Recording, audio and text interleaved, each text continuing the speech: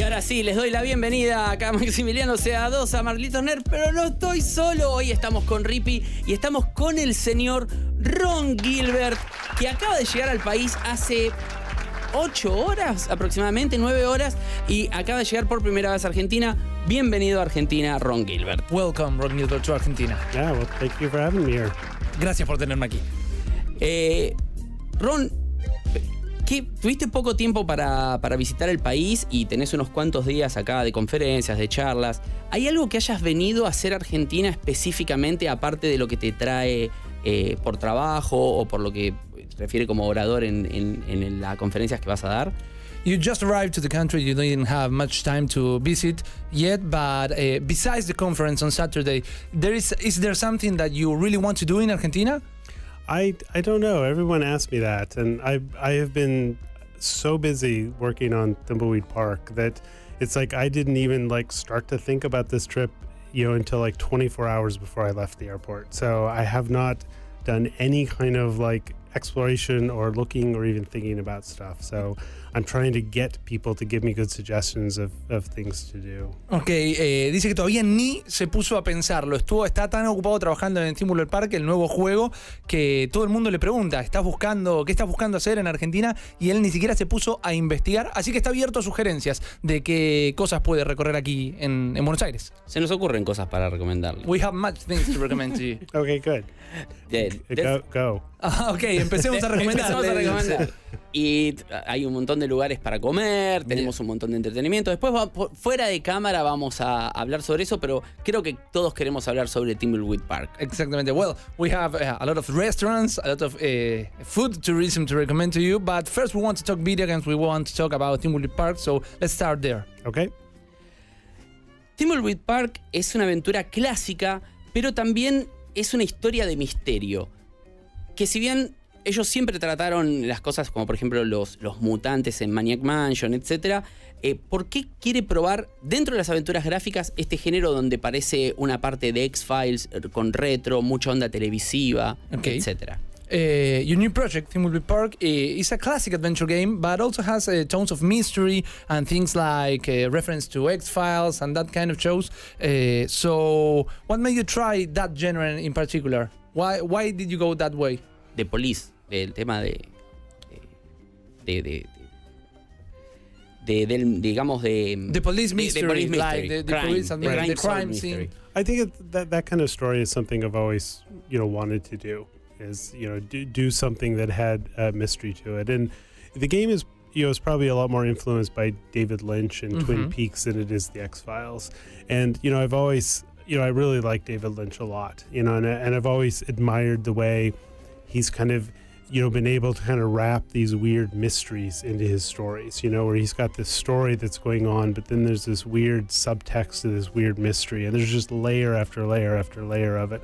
And I've always wanted to tell a story like that and, make an adventure game like that. So that's really, when Gary Winnick and he and I did Maniac Mansion together, when we started, thinking about Thimbleweed Park, before we did the Kickstarter, we just started, kind of brainstorming a lot of these ideas, and, the whole mystery thing really just, kind of latched on for both of us as just a fun genre to explore. Okay. Desde un principio siempre quiso hacer aventuras policiales él, y más que X-Files o otras referencias que son claras, es muy fan de David Lynch, y siempre le gustó cómo David Lynch envolvió esos misterios y esas capas de misterios dentro de estos subtextos policiales. Por eso, antes de arrancar con el Kickstarter y antes de arrancar con Thimbleweed Park, dijeron, bueno, ¿por qué no nos metemos a hacer esto que es justamente este misterio policial que siempre tuvimos ganas con estas influencias que acabamos de mencionar? Y con la estética ahora de imitando, a ver, Thimbleweed Park está ambientado en el mismo año en que se lanzó Maniac Mansion. Exacto. Thimbleweed Park is around in aesthetics in the same year of Maniac Mansion release. Yeah, Thimbleweed Park takes place in 1987, which was the year that Maniac Mansion came out. So it's kind of why we picked that date. Exacto. Bueno, sí, está en 1987 orientado, que es por eso específicamente porque eligieron la fecha por el lanzamiento de Maniac Mansion. Una época, un año en particular, una década, un momento en donde no había tecnología, entonces en este juego no vamos a usar seguramente ni celulares, ni cosas que puedan acelerar el proceso de resolver el crimen. In 1987 was a time without cell phones or internet or computers, so in result solving the mystery of the game, you won't have those tools to fasten the solving of the mystery. Well, they did have cell phones in 1987. Okay. They were just ridiculously large, right? Yeah. And we actually do have a cell phone in the Okay. game. Yeah, we have a 1987 era cell phone in the game, which you do use in the game, as a part of solving your mystery and stuff. Ok, bueno, sí había teléfonos en el 87, que son los famosos ladrillos que nosotros estamos acostumbrados a ver. Y efectivamente en el juego vamos a tener uno que es una de nuestras herramientas para resolver el misterio. Me encanta de Thimbleweed Park el volver un poco. A mí me gusta realmente Zack McCracken. Él estuvo involucrado en Zack McCracken en una cantidad de cosas, no como lead. Y me gusta esto de que sean dos personajes. Si hay más, es una de las preguntas.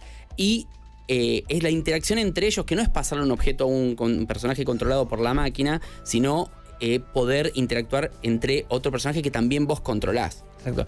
He sees we are fans of Zack McCracken, one of the games you have worked on, and he sees some inspiration also in this with the two characters, that it's not like only one handing items to the other, but controlling both to resolve the crime. And one of our question is, are there more characters in Thimbleweed Park? Yeah, actually, I didn't work on Zack McCracken. That was David Fox who had done that game. I was there at the time, and I was working on the SCUM system and stuff, but I didn't actually work on it. Okay. Él no trabajó. Programmer. Yeah, I did programming on it for the engine. Great. But Zack McCracken was David's game. Yeah, in Thimbleweed Park, there are 5 characters that you play.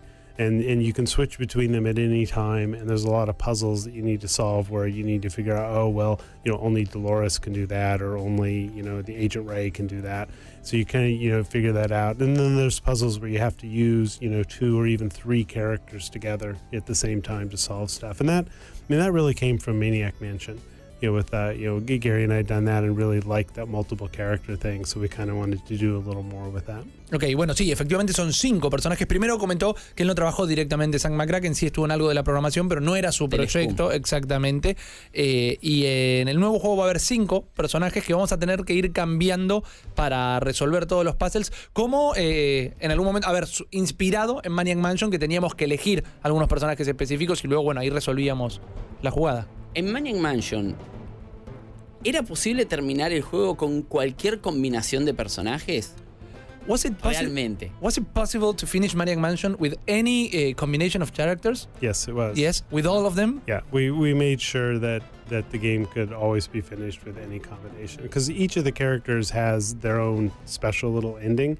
So no matter who you'd chosen, you would just get the ending for each of the characters, yeah. Ok, bueno, estamos confirmando un misterio que ayer nos preguntábamos acá. Sí se podía terminar Maniac Mansion, que lo estamos viendo en este momento a través de vortex.com, con cualquier combinación de personajes, e inclusive cada personaje tenía un mini ending propio, un final para cada uno, así que ellos se habían encargado personalmente de que sea posible. En Lucasfilm hizo Ron uno de los quizás los juegos más avanzados de la época, y ahora vuelve atrás en estética, pero respetando estas mecánicas que tanto nos gustan. ¿Qué es lo que determinó, después de hacer The Cave y todos estos juegos que realmente nos gustan mucho, volver atrás, por lo menos en look and feel? Okay. In Lucasfilm, you made what were the most technologically advanced games in that moment, but now in your new game, you decided to conserve that aesthetic, to go back to what those games look. Why did you choose that look in particular? Well, we chose that look because we had really kind of were thinking about what made those games so charming, right? Because a lot of those games, Monkey Island and Maniac Mansion and Zack and Loom and all those games, they had a certain charm to them.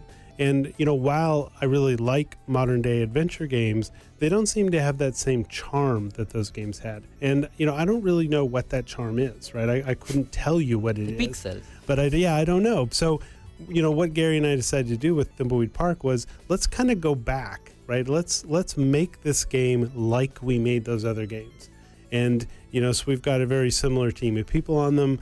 We talk to each other the same way, and we're just trying to recapture that charm. And I think that graphic look is really a part of that charm. Bueno, justamente cuando se pusieron a crear el juego dijeron, ¿cómo lo hacemos? Y reconocieron entre ambos que había una estética, había un encanto en los juegos de antes, en las aventuras de Lucasfilm, las aventuras point and click, que quizá no puede ponerle un nombre, es un je ne sais quoi, pero tienen un encanto que por más que le gustan las aventuras gráficas modernas, no siente esa misma sensación que daba tal vez lo que es el look, lo estético, y decidieron volver a ese para tratar de recuperar ese feeling que nos generaba a todos, creo, las antiguas aventuras gráficas. Volviendo al tema de las referencias, veo que en Thimbleweed Park, por lo que vimos en los videos, en las entrevistas, en los avances que mostraron en las diferentes convenciones en las que estuvieron, que parece como que la tele hoy por hoy tiene mucho más lugar en cuanto a lo que es referencias en Thimbleweed Park. ¿Es porque él está también más metido Ron Gilbert está más metido en lo que es el mundo? ¿Le parece más interesante el mundo de la tele que en el del cine hoy? Okay, going back to Thimbleweed Park, we saw a lot of TV shows references, like we talk about David Lynch, but also some things like X-Files or maybe even Fargo, the new miniseries. Mm-hmm. And do you think that the TV nowadays is easier or to more reference relevant. Or more relevant to reference than other medias in video games? I don't know if it's easier. I mean, certainly it's very popular. Right, and so it's easy to take things like television and use those as touchstones because everybody just knows what that was. When Gary and I did Maniac Mansion, we were using a lot of B horror movies. That was really the thing that we were parodying a little bit. And for this, I mean, some of this came from when we were first coming up with the idea. I was watching True Detectives, that's on HBO, and that's kind of where I first got this really weird idea. It's like, well, what if it was an adventure game with these two detectives? And that's really where it came from there. So I think, the germ of the idea really started from a television show. So that's kind of where we started, exploring, ideas to parody and stuff. Ok, más que ser fácil referenciar a la tele, es una manera de hablar un lenguaje en común, algo que comprendemos todos. Dice que en su momento con Maniac Mansion hacían mucha referencia y un poco de parodia a las películas de terror clase B, que está claramente en el look del juego. Y acá la idea la tuvo viendo True Detective en HBO, donde nació ese germen de tener una aventura, un misterio policial con dos detectives, dos personajes interactuando. Después del éxito de Kickstarter y las ganas que todos tenemos de ver Thimbleweed Park, que supuestamente va a salir en enero de 2017 y lo estamos esperando, ¿cómo se conformó el equipo de desarrollo? Tengo entendido que trabajan cada uno desde su casa, incluso tengo entendido que él trabaja desde su casa y que hay gente alrededor del mundo haciendo Thimbleweed Park, básicamente. Así que es un juego universal. Okay, well, after the success of the Kickstarter for the game, that we are expecting for next year? January. Yeah, January, okay. February. That's a fact? January is not February. That's a fact? Well, what we said is beginning of 2017. Okay. Well, gives ourselves a couple of months of, In the trailer says January. Dice que bueno, en el trailer dice enero, puede ser enero, febrero, redondeemos en el principio del año que viene. But the question was, how do you start to work? You and your team, we understand you work from your house. I do, yeah. But there's a greater team, and they work all around the world for the game. How does that team is conform? Gary lives in California, and I live in Seattle. There's another one of the game programmers lives in Seattle. David Fox, who's working on the game, he's also in California, but he and Gary live 150 miles apart, so they're not particularly close. Our lead tester is in London, our lead animator is in Spain, and so we've got people in Canada, we have people just all over the world working on the game, and it's really nice because you can identify somebody that you really like, and you say, I want this person to work on the game, and you don't have to worry about moving them and all this other stuff. You can just say, you're working on the game, you can live where you live, stay where you are. And, we just have to do a lot of communication. We do a lot of communication, through things like Skype and Slack, and really, you want to keep that team cohesion together. And it's a little bit more challenging when you're doing it remote, but it certainly is workable. Ok, bueno, efectivamente él trabaja desde la casa, como comentábamos, y el equipo sí está alrededor del mundo. Él está en Seattle, tiene gente en distintos lugares de California, Londres, hay unos testers, en España está el diseñador principal, y es una manera muy cómodo de trabajar, no justamente por las distancias, sino porque puede elegir trabajar con quien realmente quiere, con quien realmente le guste que participe del juego, y la clave está en una comunicación constante, por lo que hacen mucho Skype y se pasan mucha data para que el equipo siempre esté cohesionado, siempre esté junto, avanzando con el proyecto. Lo que permite la tecnología hoy por hoy, como esto de trabajar y no tener que mudar gente, como también dice, es interesante. ¿Qué nota, aparte de eso, que poder trabajar a distancia, qué es lo que cambió y hasta cierto punto si es comparable la magnitud del equipo y el trabajo que significa, retrocediendo hasta atrás, con Maniac Mansion, un proyecto, la primera aventura de Lucas, point and click, y de él, y hoy por hoy Thimbleweed Park, que se puede ver igual, pero claramente hay otro tipo de desarrollo. ¿En qué cree que cambiaron las cosas hoy por hoy? Well, the way you work is thanks to technology. But if we go back to Maniac Mansion 30 years ago, you work clearly in another fashion. So besides the technology that we have nowadays, what changed between how you work on video games in that time and nowadays? Aside from technology? Yeah. Yeah, I don't know that there's really that much, that we do differently. We have a lot of brainstorms.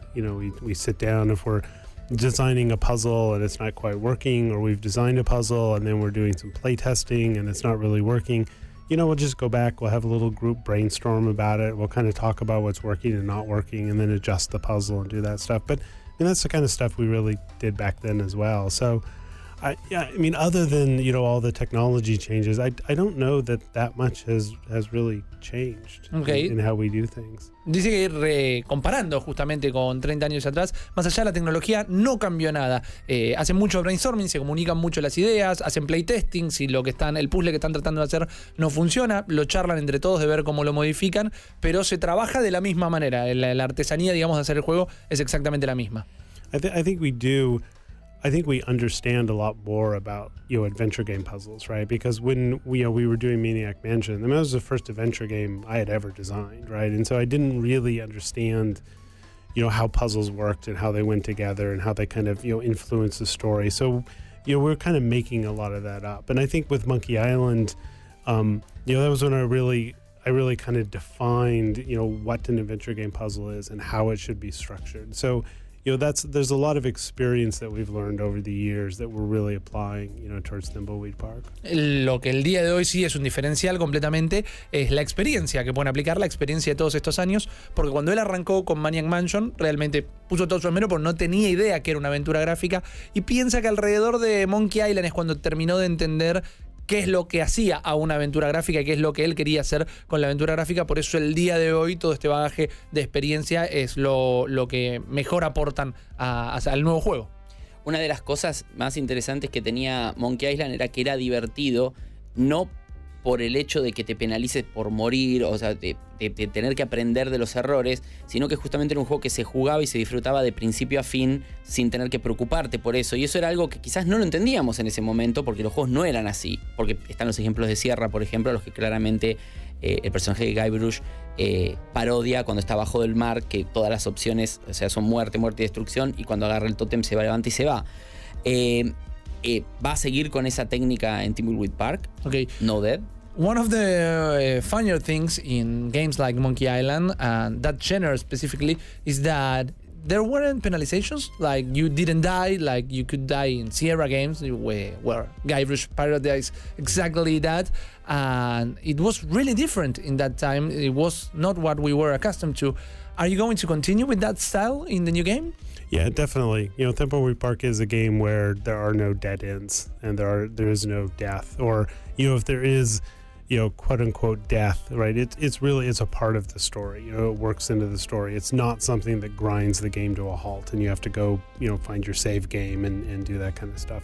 Because I think that kind of metagaming just isn't a lot of fun.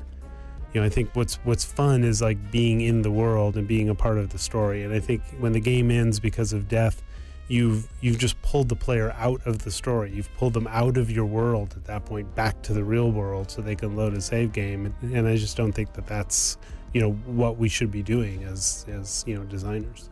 definitivamente ese estilo de juego va a pertenecer, porque opina que ese metajuego, esa mecánica de morir, la penalización de moriste o de no poder terminar el juego porque no cumpliste con alguna norma o algún puzzle en particular, te saca de la diégesis, te saca del mundo del juego y es lo que no lo hace divertido. Por eso en Thimbleweed Park hay muerte, pero es parte de la historia, no necesariamente perdiste, moriste game over, sino que es parte de la historia y no va a haber una manera de no poder terminar el juego. En todo caso, si no resolviste algo bien, vas a poder ir atrás, encontrar la manera de resolverlo, pero la idea no es que te trabes, sino que avances con la historia.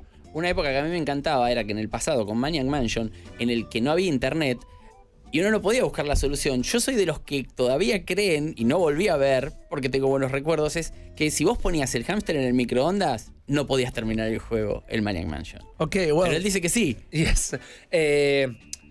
Long time ago, when we played Maniac Mansion, you didn't have internet to look for cheats or walkthroughs. Yeah. So what Max is saying is that he still believes, he never go back to check, but he still believes that if you microwave the hamster in Maniac Mansion, you can't finish the game. Is that right? That's not right. Okay. Yeah, I mean there there are some things you can do, like if you microwave the hamster and then you pick up the dead hamster and you go, give it to Weird Ed. I mean, things like that can end the game for you, but just microwaving the hamster doesn't end the game. No. Ok, bueno, rompió el mito. Vos podés terminar el juego luego de poner el hámster al microondas, pero sí hay maneras derivadas de esas de cómo puedes terminar el juego abruptamente, cómo dárselo a Weird Ed, justamente a Ed el Raro. Si le entregás el cadáver del hámster, ahí puedes llegar a un final de esos que te sorprendían en el juego de manera abrupta, pero se puede terminar el juego. Vamos a ir a una pausa y volvemos enseguida con más de Ron Gilbert. Estuvimos hablando de Thimbleweed Park, el juego que se viene y que no podemos esperar a que llegue January 2017 para jugar, pero cuando volvamos a seguir hablando de Thimbleweed Park, de Monkey Island y de todo lo demás que este señor nos ha traído a nuestras vidas. Continuamos aquí en Malditos Nerds, en vorterix.com con Ron Gilbert. Estuvimos hablando de Thimbleweed Park, el juego que va a salir dentro de muy poco, en enero del 2017, si es que todo sale bien con la programación y todo el desarrollo. Tenemos un montón de preguntas de la gente que vamos a estar haciéndoles algunas, así que no se impacienten porque nos están bombardeando literalmente el mail y diciéndonos, por favor, hagan mi pregunta. Y bueno, están procesando otras preguntas y ahora nos las van a pasar para poder ordenarnos. We have a lot of questions for our audience, okay. So we are trying to arrange them to start giving them to you. So we ask our audience to please wait just a little bit. All right. Well, pick the good ones. Okay, elijamos las buenas. Ceci, por favor. One bad one. Okay, todas las buenas y una mala. And one bad one. Do you want the bad first or in the middle? No, just mix it up so I don't know where it's going. Okay, perfecto. Surprise me. Okay. Vamos a mezclarlas. Vamos a ir a los inicios de la carrera de él. Él quería dirigir cine, según tengo entendido, pero empezó como programador. Lucas, ¿qué hizo que el gaming lo atrayera más que las películas? At first you want to be a film director, is that right? We have that data. And then you turn to video games. What was that make you take that decision? Yeah, back when I was, maybe, like in middle school, which would be like 7th and 8th grade, I really wanted to be a filmmaker. It's like Star Wars had come out, which, of course, was amazing for anybody my age. And, I really started to love, Steven Spielberg and, all the stuff he was doing. And I really wanted to be a filmmaker with that stuff. And then, I think it was that kind of summer between, 8th and 9th grade for me that I discovered computers. And I think that was the thing where it's like I took all of this like passion and energy that I had for storytelling and I just funneled it all into these computers, which was this very new and interesting medium for me. Ok, bueno, cuando estaba más o menos en 7º o 8º grado, estamos hablando de 13, 14 años más o menos, salió Star Wars, se fascinó, le gustaba mucho Steven Spielberg, realmente quería dedicarse a contar ese tipo de historias y luego un par de años después empezó a tener acceso a las computadoras y encontró ahí un medio distinto y tal vez un poco más accesible para poder contar las historias que él tenía en mente. En un tuit reciente, él dijo, lo estábamos hablando recién fuera del aire, pero él dijo que la Commodore 64 es quizás una de las mejores compus de todos los tiempos. ¿Por qué lo es para él y para que lo sepa la audiencia también? Okay. You recently tweeted that the Commodore 64 was the best computer ever. It is. It is. Okay, you sustain that. Why do you say that? And what's the thing about the computer that makes you think and feel about that? You know, it's a great machine. You know, there's a part of it that's very simple, right? And this is kind of coming from a programmer's, you know, standpoint, which is what I was doing. There's part of the machine that's just very simple to use, right? But it could do, you know, amazing things. And really, you know, at the time, you know, contemporary machines were things like the Apple II, you know, which had a much larger, you know, market share and stuff. But the graphics on the Commodore 64, I thought, were just so much better than that. And even, you know, like the Atari 800 and stuff. I just always felt that I really, you know, liked those. And some of that is it's really the first machine that I really started, you know, doing like assembly language programming on. And, you know, you just start to get into things like assembly language, and it's just this whole new world, you know, for you in terms of programming. And I just kind of loved that machine. Opina que es una gran máquina, realmente la ama, lo repite y lo repite. Desde un punto de vista de la programación, que es a lo que él se dedica, es fácil comunicarse con la máquina, es fácil programar para la máquina. Dice que en ese entonces había compus como la Apple II, que eran comercialmente más masivas, o sea, estaban tal vez en más lugares, pero él realmente se entendía con la Commodore y cree que era una herramienta que le permitía hacer todo lo que hizo, justamente con el lenguaje de códigos y la programación. Realmente es una pieza de hardware que él ama.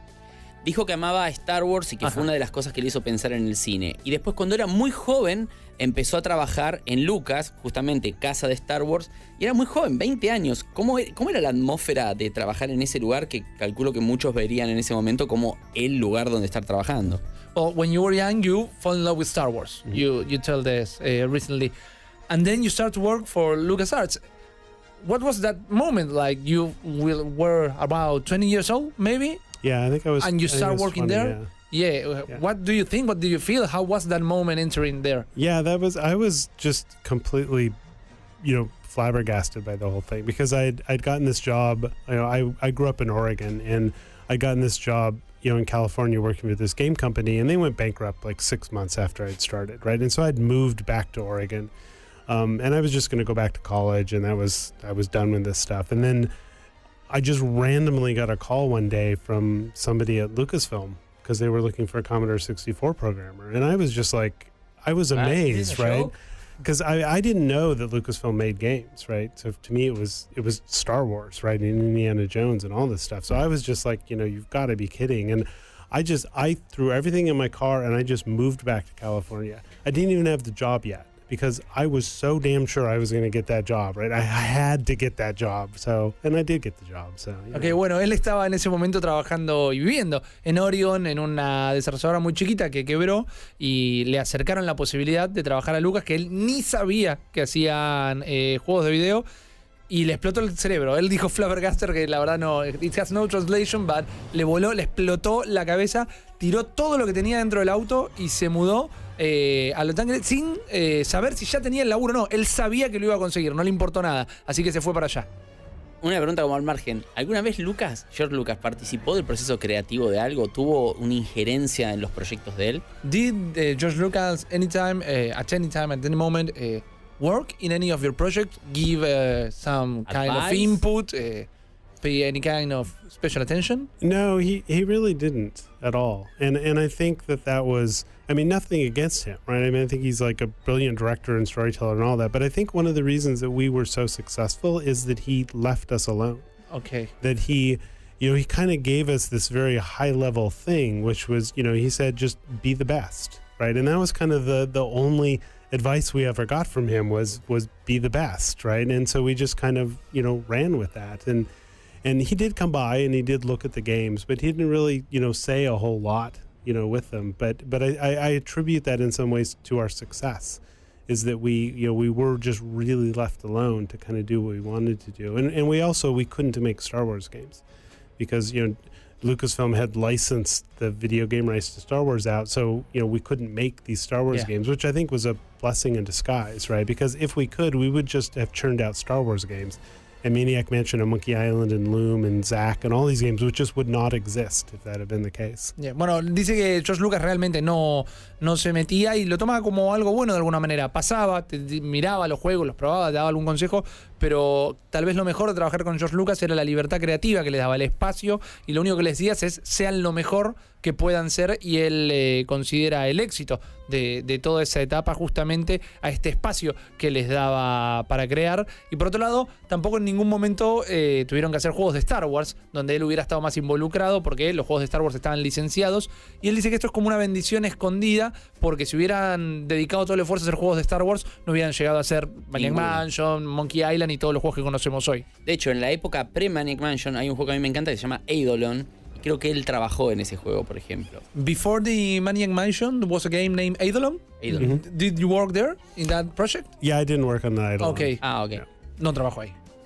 Monkey Island es, vamos a hablar un poco de Monkey Island, que la gente también está haciendo un montón de preguntas, es amada en todo el mundo. ¿Por qué cree Ron Gilbert que hoy todavía esa saga resuena en tantos países, edades, etcétera? ¿Por qué la historia sigue funcionando, básicamente? Okay, let's talk a bit about Monkey Island. It's a game that's beloved all around the world.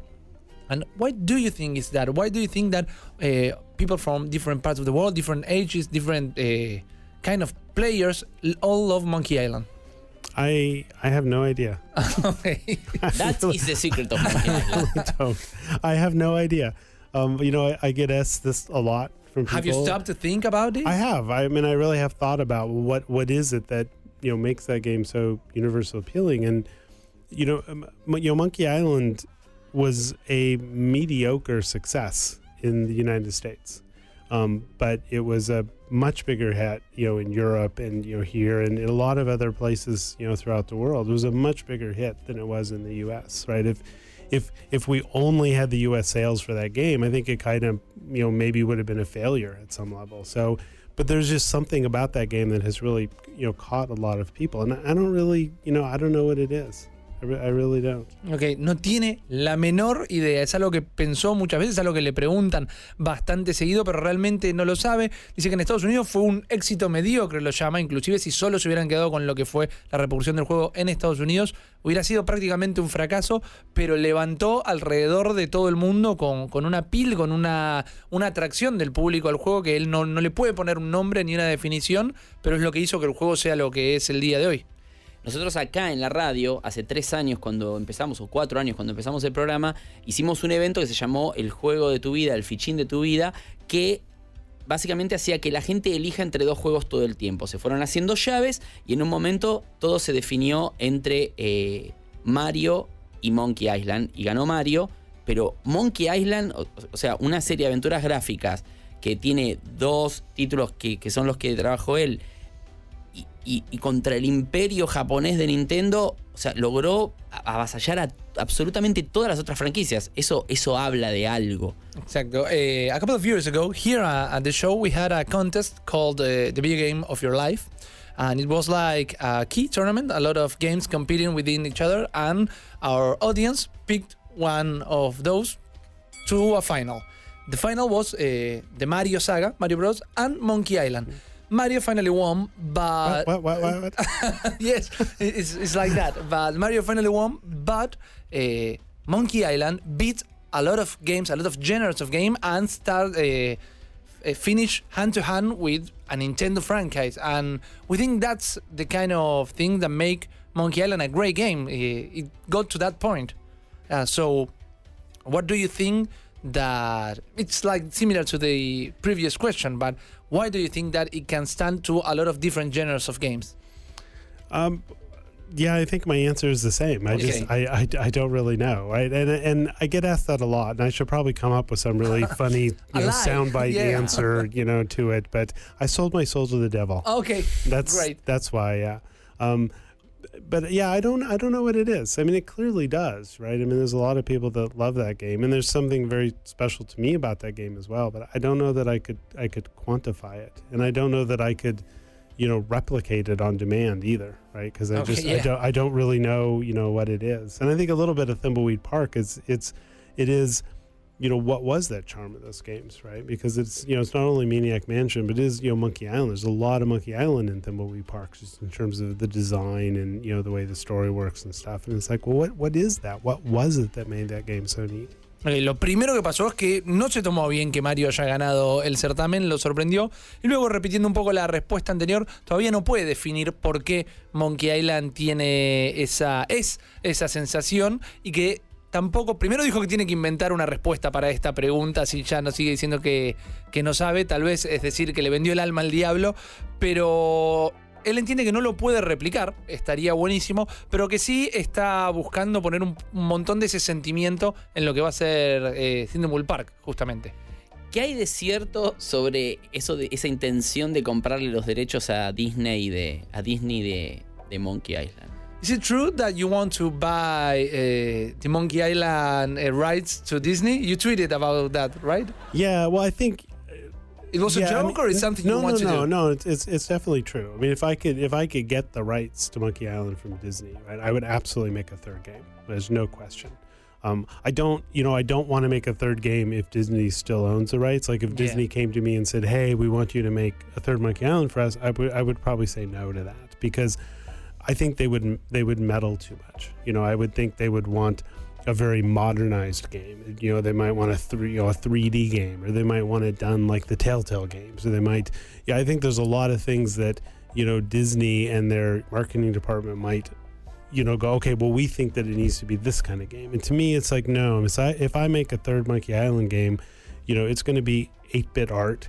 It's going to be, it's going to follow the same model. It's going to be a point-and-click adventure. There's just a lot of things that I would do with that game that I don't think I would be allowed to do that game unless I actually owned it and could do what I wanted with it. Exacto. Bueno, primero dice que ese tweet que hizo para Disney es verdad. Definitivamente le gustaría comprar la franquicia de Monkey Island para volver a tener los derechos, porque le encantaría hacer un tercer juego. Atención a esto de tercer juego, justamente, sí. Sabiendo que hay otros dos, pero porque se imagina que si hiciera un tercer Monkey Island para Disney específicamente, no le permitirían hacer lo que a él le gustaría con el juego. Quizás le pedirían que lo haga en 3D, como fueron los títulos subsiguientes, o que tenga un feeling o una dirección determinada. Y si él hiciera una tercera parte de su Monkey Island, sería en 8 bits, sería la aventura point and click y tendría justamente su huella, su marca registrada.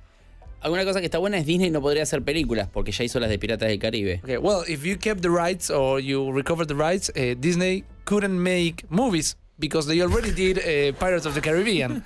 Well, they rip off. Yeah, well, I know, but Monkey Island was a ripoff of the Pirates of the Caribbean ride, right? Okay. I mean, Monkey Island was so influenced by that ride. Yeah? Yeah, I mean, the whole look and feel of it. And, okay. If you look at the very, opening scene, or I guess the second room you go into in Monkey Island, which is, down on the wharf with the water and the, the scum bar and stuff. I mean, that is drawn right from the very beginning of the Pirates of the Caribbean ride. And when, Mark Ferrari was doing the backgrounds for that, I said, when you get down to the dock, I want it to feel like that very first part of the Pirates of the Caribbean ride. So it's like in my head, that was the entire kind of visual language of Melee Island was drawn from Pirates of the Caribbean. So okay. I kind of ripped them off. Ok, eso es una sorpresa para mí, creo que para muchos. Hicimos la debida aclaración de que pensamos que Piratas del Caribe es un choreo a Monkey Island, y él nos dice que en realidad no habría choreo porque él inspiró Monkey Island en la atracción de Disney Piratas del Caribe, de donde luego también parte la película, que cuando estaban trabajando en el arte del juego, él le dijo al artista, cuando llegues a esa parte inicial del juego que está Guybrush bajando en el puerto, quiero que tenga el look and feel del principio de la atracción de Disney Piratas del Caribe, así que it's kind of a wheel. Yeah, it is. Ok, es toda una rueda. Es uno de los pocos que estafó a Disney y no tuvo un juicio al respecto. You're one of the few people that rip off Disney and didn't have any legal problems about that. Right, because what, they're going to sue themselves now? Claro, no se van a demandar ellos mismos. ¿Por qué no hacemos un Kickstarter para que le den los derechos a Disney? O sea, le compramos los derechos en un Kickstarter. How about we make a Kickstarter campaign to buy back the rights from Disney? Well, I don't think that's going to help, right? I get that a lot, right? That's like people tweet that to me all the time, but it's not about money, right? Because it's not that Disney has said, "Oh, well, bring me $50 million and I'll sell it to you." They're just not interested in selling it. So doing a Kickstarter to raise a bunch of money is just not is not going to be the thing that leverages it away from them. Exacto. Bueno, dice que se lo dice todo el mundo esto de hacer la campaña de Kickstarter. El tema es que por ir con $50 millones a Disney, no es que la empresa directamente le va a decir, bueno, sí, listo, toma, sino que realmente no están interesados en hacer ese negocio, están interesados en conservar lo que es el producto y la marca y el nombre, por lo que lamentablemente de esa manera no va a ser la forma de conseguirlo de vuelta. Vamos a ir a una breve pausa comercial y volvemos enseguida con más Ron Gilbert. Recuerden que él va a estar por cuarto año consecutivo, él no, pero por cuarto año consecutivo se desarrolla personal, presenta la conferencia de desarrolladores de videojuegos más importante del año, el sábado 1 de octubre, este sábado en Tecnópolis, con la presencia de speakers internacionales, Ron Gilbert, con el que estamos hablando aquí en el estudio, Dino Patti, entrada gratuita, recuerden, cupos limitados, anótense, chequeen el sitio, realmente es muy interesante. Volvemos con la última parte de la entrevista del día de hoy aquí en Malditos Nerds, estamos muy honrados de tener al señor Ron Gilbert con nosotros. Acá en Malditos Nerds, en Vorterix.com, hablando con Ron Gilbert sobre el pasado, sobre el presente, sobre el futuro. Ahora vamos a ir a la época del medio. Estamos mezclando también algunas de las preguntas que nos están mandando nuestros oyentes. Hace unos 3 años sacaste The Cave, un juego que a mí me pareció muy interesante porque me pareció una forma de tratar de llevar las aventuras gráficas a un público actual. Un público que quizás el sistema de point and click no terminan de entenderlo como algo divertido, no nacieron con eso. A lo que The Cave encima le sumaba el hecho de poder jugar con 3 personajes distintos, algo que trae de Monkey Island, pero que permitía jugar en cooperativo, algo que a mí me pareció muy interesante, por ejemplo, porque es un juego que lo jugué con mis hijos y nos divertimos un montón, cada uno manejando un personaje y aportando ideas. Es una forma casi de aventura gráfica cooperativa que no sé si la vi muchas veces, por lo menos las mecánicas. Yes. Well, 3 years ago, you made The Cave. We got The Cave, and it was a game that it was like in between the old adventure games and nowadays, and it has the interesting point that you could play co-op with another people. You have the 3 characters you could interchange all the time, but you can also play with another player. With another 2 to 3. Up to 3 players. So it was a really interesting way of making an adventure game. How did you get to that mechanic? I think a lot of doing the multiplayer in the cave stuff, and you notice like the multiplayer in the cave, it's not online, right? It's only couch co-op, we used to call it, right? Sitting on the couch with somebody, and that was, very much on purpose. I mean, doing online is really hard, right? That's one part, but the other part was, I wanted a game that you could sit down and you could play with somebody, and very specifically I wanted a game that you could play with somebody that maybe wasn't really a gamer, right? So you could play with your husband, or you could play with your wife, or you could play with your your little brother, your little sister, and they could sit on the couch and they could have a controller and they could run the guy around, but they didn't have to necessarily be solving all the puzzles, right? They could just follow you around and be, a part of the experience. And that's really kind of what I wanted with that co-op. Okay, bueno, The Cave es un juego que si no lo jugaron tienen que hacerlo. Esto es mío, no de Ron. La idea de que sea cooperativo no es online cooperativo, es lo que ellos llaman coach co-op, que es justamente que tenés sentado al lado en el sillón. Y la idea principal de hacerlo multiplayer era jugarlo con gente que no necesariamente sea gamer, que no juegue videojuegos. Podríamos decir que uno sea quien lleve adelante la aventura y los otros 2 que juegan con él puedan asistir sin necesariamente tener que saber todos los vericuetos que es jugar un videojuego. Por eso la idea era poder compartir la experiencia con gente que quizás sea la primera aproximación a un título. A mí lo que me interesó de que yo lo jugué con mis hijos, y lo que me gustó del proceso fue, primero, que los personajes son tan distintos entre sí que todos querían tener cierto tipo de personalidad en el juego. Si bien la gran personalidad del juego es la cueva, que es la que habla, el único personaje que habla y la que nos transmite sus pensamientos. Pero lo interesante es también de cómo refleja esto de que me retrotrae a la época de Monkey, donde veían un objeto y decían, esto seguro que lo podés usar allá, que es bien de aventura gráfica, aunque estás en un entorno de un plataformer. Well, he played the game with his 2 sons, and well, they all pick their favorite characters. They all have like a personality. In reality, the cave is the one with the big personality, the main character of the game, exactly. A ver, ayúdame un poquito que se me fue la pregunta. Que lo que me interesaba era que todos ellos elegían su personaje, okay, yes. y resolvían de forma natural. Decían, nunca habían jugado una aventura gráfica, pero veían un objeto y decían, esto seguro que lo tenemos que usar allá, en un entorno de plataformas. They found that in the game they have like the natural feeling of a graphic adventure game, because they saw an item and said, oh, maybe I can use this in the other part we saw back then. And so without having played much adventures games, you could go right into the gameplay and understand it. It was around that you build the game. Yeah, it's being able to play with other people, like you're playing with your sons. Is that right? Your sons. Your sons is they may not have played adventure games before, but I think when you're playing an adventure game with somebody, even if they're not doing the playing, it's like their brain is still churning, right? And they see something and they go, oh, what about that? We can pick up that. Maybe that will work. And with things like the cave, I just wanted to give them an opportunity, not just say, oh, pick that up, but to go pick that up themselves and kind of solve it with that kind of stuff. Ok, bueno, justamente con The Cave, el juego del que estamos hablando, esta idea que comentábamos antes de jugarlo con gente que nunca jugó, lo que él quería generar era esa naturalidad, quizás por más que no entendieran específicamente lo que había que hacer, estuvieran todo el tiempo procesando lo que son los niveles, lo que son las cosas que están pasando, y entender con una progresión natural las mecánicas del juego, aun cuando nunca habían jugado una aventura gráfica. Excelente. Vamos a ir un poquito al evento que va a estar él participando, BJ16. ¿En qué va a estar enfocada, si se puede saber, la charla de él este fin de semana? Okay, let's talk about the event that you're going to attend on Saturday.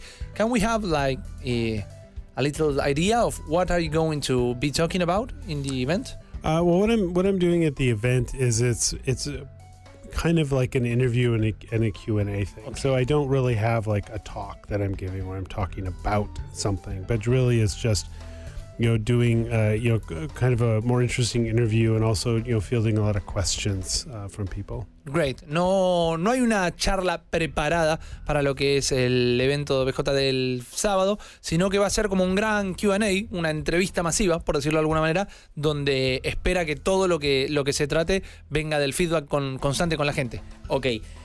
Desde que se metió con Thimbleweed Park, el Kickstarter y demás, lo veo desde las redes sociales como que está por lo menos más involucrado con el panorama indie, con la movida independiente de desarrollo de juegos.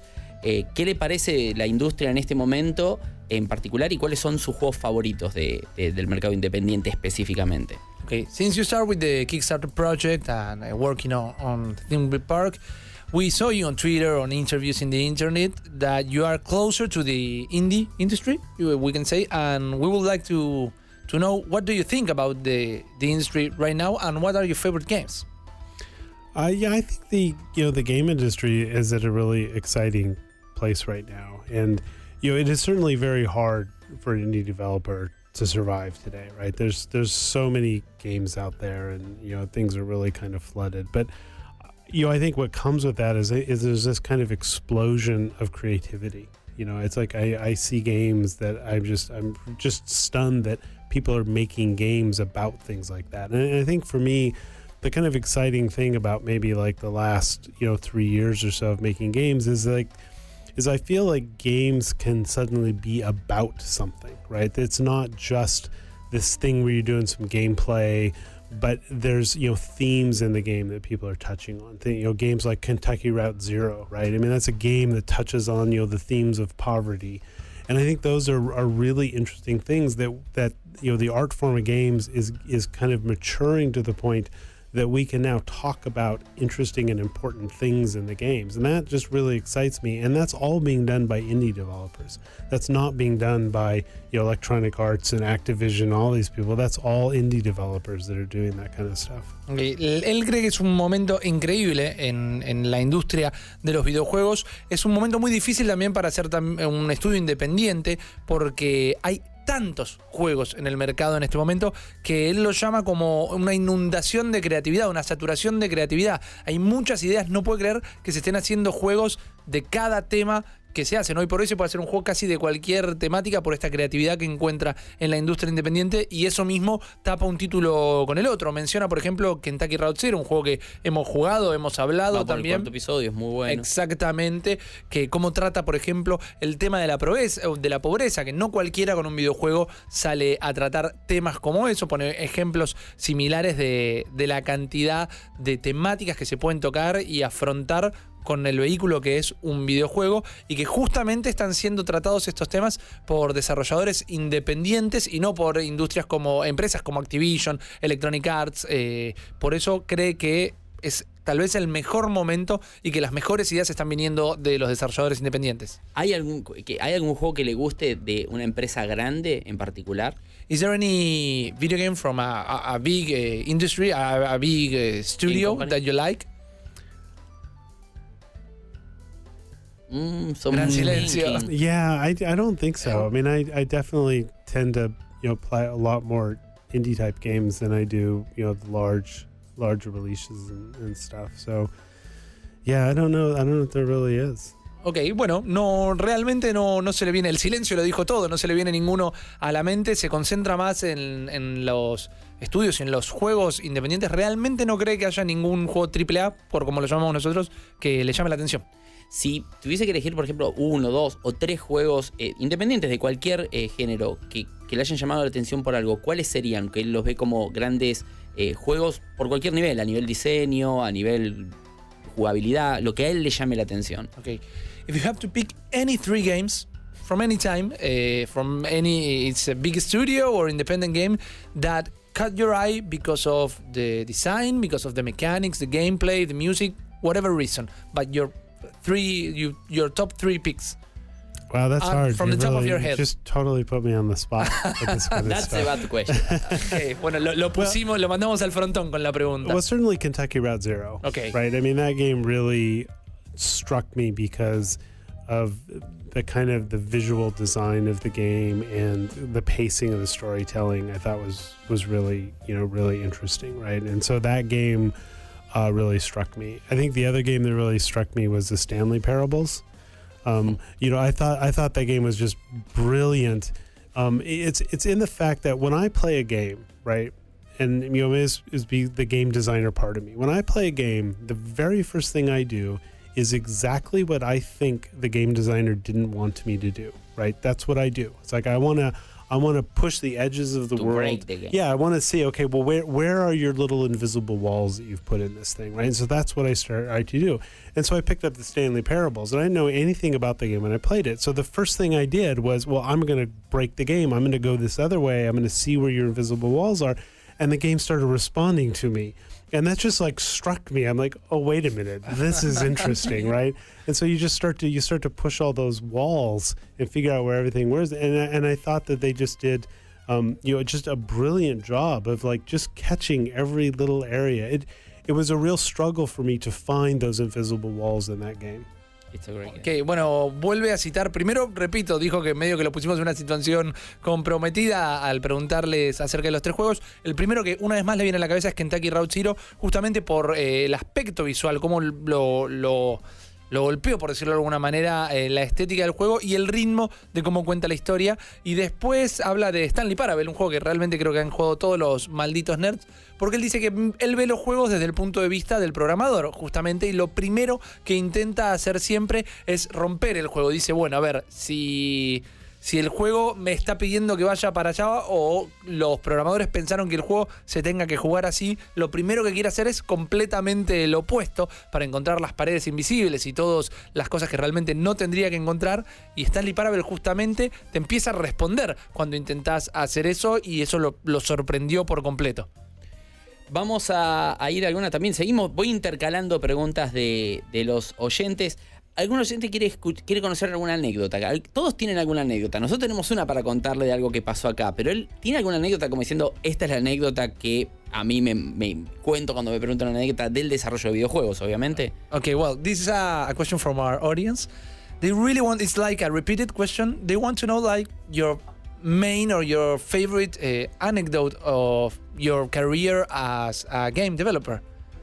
It's not very specific the question, Yeah, but my something. favorite, my Yeah, favorite. that thing that happens someday that it's I don't know, like to That anecdote that you, special to you or striking. Yeah, okay. I think one of the things that I found really interesting and was back when I was working at Lucasfilm, because like I said, I mean, I was a big fan of George Lucas and Steven Spielberg and all that stuff, and we were working on I can't remember what game it is. We were working on some game, and Steven Spielberg came by because he and George are really good friends, and so he was up at Skywalker Ranch, and Steven's a really big game player. He loves games, and so he wanted to come by and see what the games group was working on, and so being able to kind of show my game to Steven Spielberg, right? And it's like he didn't want to just see it, he wanted to play it, right? And so he was like trying to wrestle the mouse out from my hand to play this game. So I think it was, me having this little mouse wrestling contest with Steven Spielberg was, kind of surreal, at some level. But I think that really kind of stuck in my head. Ok, bueno, cuando él trabajaba en Lucas, es una buena anécdota al fin y al cabo. Es obvio. Cuando él trabajaba en Lucas, tenía esas cosas, estás trabajando en Lucasfilms y de repente te podía cruzar con Steven Spielberg, que es un tipo que le gustan mucho los juegos, que le gusta mucho jugar, según lo que nos cuenta, y que en ese momento estaba muy interesado por ver en qué estaban trabajando, pero que no quería ver, quería jugar directamente. Entonces tenía esos momentos donde caía a donde vos estabas laburando Steven Spielberg y medio como que peleaban por el mouse y el teclado porque Steven Spielberg no quería ver, quería jugar él y bueno, no le largaban el mouse y todo. Muy particular. ¿Cuál era ese juego?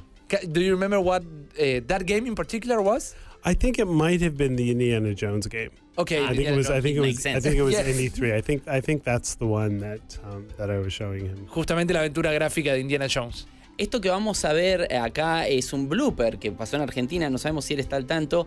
El grog, el chiste del grog, traspasó las fronteras y alguien le hizo creer a un noticiero local. Él está al tanto de esto, de que alguien inventó el grog XD y... Do you know the anecdote? This is from Argentina. We have a can. Do you want it? Yeah. Dude, can I go to a bar and get that? Yeah, Can sure. I Grog XD. just let him know I want some grog? How do the anecdote get to you? I think this was before I was on Twitter, so it must have been probably somebody posted to my blog, to the comments to my blog, and I saw it, and then I posted it as a whole story, on my blog. But yeah, no, that's Fue realmente bizarro. Sí, fue muy bizarro. Él conocía la anécdota, nos preguntó primero si puede ir a un bar a pedir una copa directamente. Esto, yo creo que fue around 2006, 2005, maybe. probably Esto about fue that. antes de Twitter y alguien se lo publicó en su blog y él lo reblogueó justamente porque lo encontró realmente gracioso, por no decir vergonzoso, que es algo que agrego yo en realidad, pero es algo que sí él estaba al tanto. Ya nos tenemos que ir despidiendo, desgraciadamente el tiempo, igual ya casi se termina el programa, pero la verdad que acá tenemos un regalo de los malditos nerds, una remera. Queríamos devolverle el favor que él nos hizo hasta cierto punto de ese gran momento de Monkey Island, donde todos estábamos desesperados por encontrar el tesoro. Mientras vos se lo traducís, yo se lo voy We have to poniendo. wrap up the interview, but we want to give a gift to you. Okay. It's Can I look at it? Or Yeah, am I supposed please. to? it's a way That's to say all thank you about. for all your games and that kind of things that you make us feel when we play them. And maybe a little payback from the end That's great. of Monkey Island. Yeah, well, thanks a lot. Thank you, please. Yeah. La verdad que es una cosa que de chicos, o sea, llegar a cavar el tesoro y decir, lo voy a encontrar, ¿qué será? Y ahí todavía yo no había entendido, en ese momento fue la primera de las 3 pruebas que hice, y todavía no había entendido que el juego era totalmente un chiste. Okay, when he first played the game and got to the final to the buried treasure, he still didn't quite catch that it was a joke. The thing about the shirt, all the game, it was like a comedic game. So he was really looking for the secret of Monkey Island and the treasure. So maybe this is a little payback, but Yeah, you're gonna from have to keep looking for the secret of Monkey Island. Okay.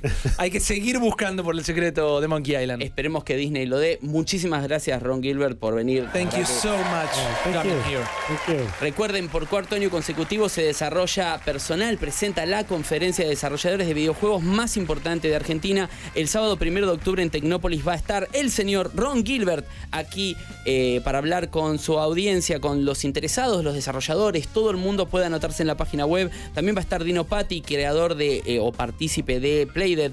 la empresa que hizo Limbo, Inside. Inside is one of the greatest games this year. I haven't played it. Oh, It's really you have good. to. Yeah, I bought it and I downloaded it, but my Xbox at home is like in developer mode right now, so I can test Oh. Thimbleweed Park, and so I can't actually play retail games. You're a so. fan of Xbox, no? Do you have Play? I'm not really a big console player. Okay. You know, I play mostly PC games, and you know, mobile games are probably the two types of games that I play. So. Ok, Maxi le preguntó si era fanático de Xbox y él dice que no es realmente un jugador de consola, que no pudo jugar Inside porque tiene la Xbox que tiene en su casa está en modo desarrollador y por más que lo compró y lo descargó, no le permite jugar los juegos de retailer. Como para cerrar, ¿vio el homenaje de Uncharted 4? Did you saw somebody show you the homage of Uncharted 4? Yeah, I saw Yeah? that. Yeah, that's What do pretty you think neat. about Oh, it? that's really neat. That's Okay. really neat. I mean, I didn't know about it, you know, before they did it, but it's really, I mean, it's really neat to see that because, you know, because as you said earlier, the game has like influenced a lot of people, and it's like influenced a lot of game developers, Yeah. right? It influenced the people that made that enough that they wanted to, you know, put an homage to it in their game, which I think is wonderful. Le gustó mucho, la verdad que le pareció muy lindo porque no sabía del easter egg antes del lanzamiento del juego y cree que es una manera de expresar lo que hablábamos antes de que no sabe realmente qué es lo que hace que Monkey Island le guste a todo el mundo, pero esto demuestra que fue un juego que nos tocó a todos y la verdad que lo toca a él, justamente le gusta mucho haber encontrado ese tipo de homenaje. Es lo que decíamos, todo pega la vuelta, nos vamos, no tenemos más tiempo, volvemos enseguida, nos despedimos de Ron Gilbert, podremos estar hablando 3 horas más haciéndole preguntas al señor Ron Gilbert. Recuerden este fin de semana de ir a la charla que va a estar dando y seguimos esperando, sobre todo en enero del 2017, Thimbleweed Park.